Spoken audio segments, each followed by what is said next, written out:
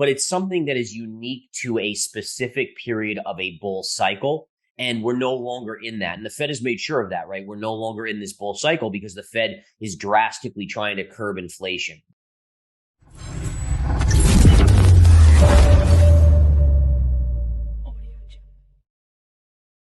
Yeah, I think that there's still pockets of risk on. And by the way, one of the things that tells me is that the market hasn't bottomed yet.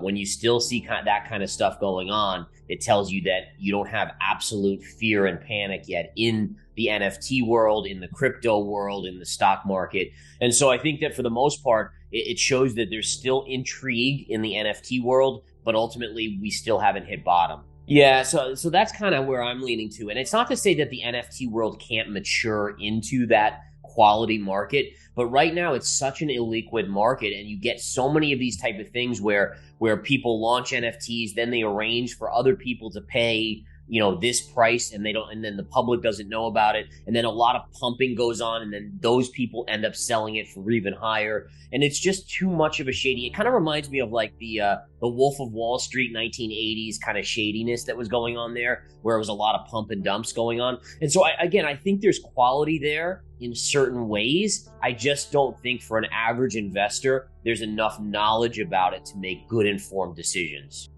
Yeah, so I think you base it on how the market's trading into it, right? So for me as a swing trader, I'm going to look to see, is there a ridiculously overbought scenario going into an announcement or oversold? One of the interesting things about the CPI print yesterday is you had 4 up days in a row of big magnitude on the S&P going into that print. And I think we were up I think it was like 6% on the S&P in 4 days going into the CPI number. The idea being is everyone was saying, oh, the number's going to come down, the market's going to love it. So investors were buying into that. Anytime you see that, it's a very easy scenario to see a market that gets disappointed. And that's exactly what we saw. And again, I was even surprised by how massively the CPI number came in terms of being higher than expected. But I think that overall, going into the rate hike potential next week, I'm in the camp now probably for a 75 basis point hike. I know the 100 camp is there. They're fighting. They're 30% chance of it. But I think people are forgetting that the Fed is now doing QT, right? Quantitative tightening that started September 1st. And so just by doing a 75 basis point hike with quantitative tightening also going on, it's probably the equivalent of 100 basis points. So just keep that in mind, everyone, that they are doing that quantitative tightening starting in September here. And so that's automatically tightening rates even without them raising rates. So you have to add that into the equation. I think at least in the bear market, it's over, right? I mean, in the next bull market, there'll be some other kind of meme craze. It just won't be necessarily GameStop or AMC. But I think what's important to recognize is that individual investors, these retail investors who are trying to run these things, they try to recreate the magic from 2021. What they're not realizing is that it's not 2021 anymore, right? You don't have massive money printing by the Federal Reserve. Like you said, you don't have people sitting at home all behind their computers. You don't have the government here in the US sending out checks to Americans that they were just then putting in these stocks to run them up. And so these type of things are not going on anymore. So it's very, very hard to run up the meme stocks again in the same manner. Now, it's not to say they can't have bounces and pops, but to see them have those crazy moves of 2021, it's just not going to happen in this market. In addition, keep in mind that there were lots of people that got burned on the way down after those big runs. And so when those people kind of see the run starting and jump in, they're not going to wait for it to, for GameStop to go to $1,000 like people used to say it was going to do. They're going to say, all right, I'm up 25%. Let's just bank it and get on with it, right? So you have this kind of conditioning, psychological conditioning, where once people get burned, they're not going to let themselves get burned again because they remember that pain that they went through. And that creates a selling pressure much quicker than in the 2021 period. Yeah, so I do think that it was kind of a perfect storm, right? With everything that was going on with the printing of money, low interest rates, which made borrowing money very, very cheap, the government again sending out checks. So it was that perfect kind of situation compiled with these forums like Wall Street Bets, where people were home because of COVID. And so what were they doing? They were online just on these forums, and it created this massive opportunity. You add in these high short ratios on these stocks. hedge funds being short, and it just really was that perfect recipe. So it's not to say it's not going to happen again. I mean, you could go back to the dot-com era. It was very, very similar with these type of crazy runs, but it's something that is unique to a specific period of a bull cycle.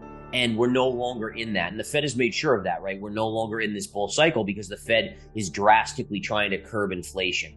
Yeah, sure. So I'll just give you guys some of the ones that I'm kind of paying attention to. I'll show my charts here. So right now I have the GameStop chart up, and you can see the crazy run back in 2021.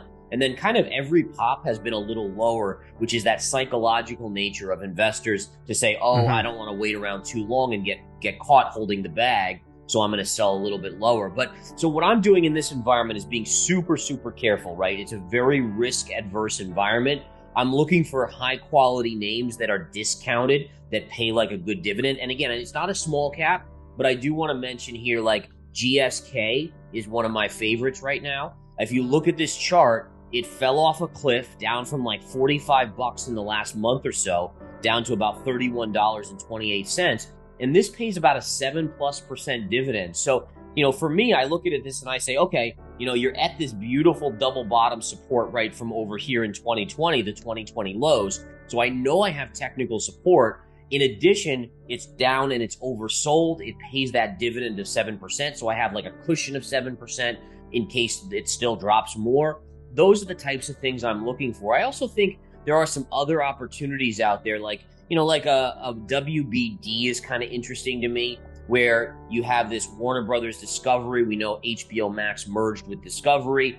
This stock is trading at the dead bottoms at this point, way down here. It's not something that's a no-brainer. There's some risk involved there, but I like buying stocks that I view as a discount, especially in a bear market, because you never want to pay up in a bear market. In a bull market, you pay up, you might make money just because it's continuing to go higher. But in a bear market, very tricky to do these type of things. And then I would just say, lastly, you look at a stock like Meta, it's just breaking support here. So it is starting to break down, but there will be opportunities. Like there's a good pivot low here from the March 2020 lows of COVID around 138. So if it dumps in the next few days into like 138, then I'm going to look to start to accumulate that as well. So for the most part, you have to be really careful in bear markets with small caps because liquidity can get sucked out. And then you kind of get stuck holding it there and holding it, and one seller can really crush it. So for me, it's kind of looking for those quality names, but that are seriously discounted at this point, where volume comes in and then actually your own share size. And these are issues that I ran into in my early career. I traded a lot of small caps, and I'd get in on a stock and I'd buy. I wasn't paying attention to how much volume there was or how much liquidity on the level 2, and I'd buy like 20,000 shares. And then I'd be up 5 cents. I'd be like, oh, this is a nice little gain on this penny stock. And then it's like, wait a minute, but if I sell, there's only 1,000 shares at 18 cents, and before you know it, just getting out, you end up taking a loss, and it's a horrendous situation.